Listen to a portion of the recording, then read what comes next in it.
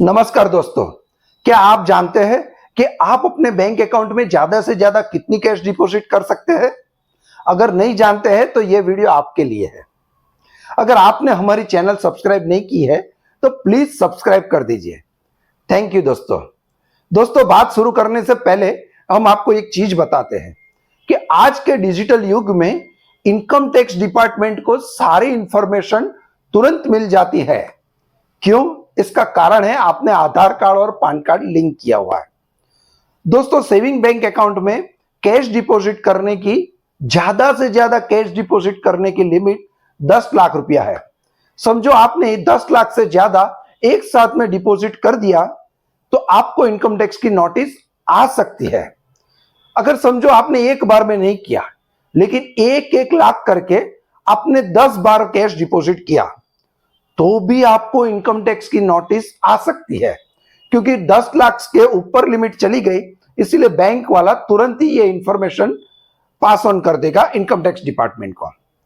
दूसरी बात, अगर समझो आपके पास 2 बैंक अकाउंट है तो आपने दोनों बैंक अकाउंट में 5 लाख से ज्यादा, समझो 2.5 लाख करके 4 बार कैश डिपॉजिट किया तो भी आपका लिमिट 10 लाख के ऊपर चला गया, इसीलिए इनकम टैक्स की नोटिस आ सकती है। इनकम टैक्स की नोटिस आ सकती है, कब आ सकती है?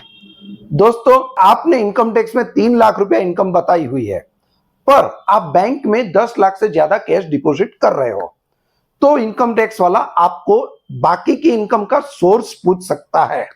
अगर आप उसका सही जवाब दे देंगे तो उसमें कोई दिक्कत नहीं है।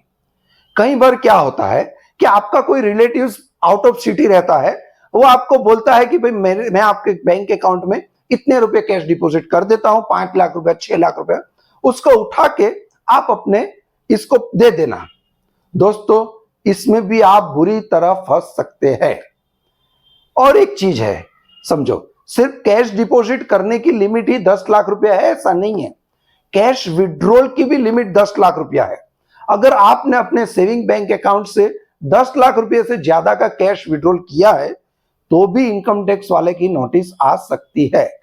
दोस्तों, अगर आपको इनकम टैक्स का नोटिस आया, आपने उसका जवाब जो दिया वो एक्सप्लेन बराबर सही तरीके से नहीं हुआ है तो इनकम टैक्स वाला आपकी इनकम के अंदर ये इनकम ऐड कर देगा।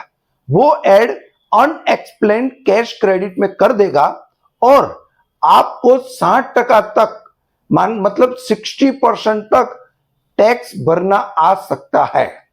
धन्यवाद।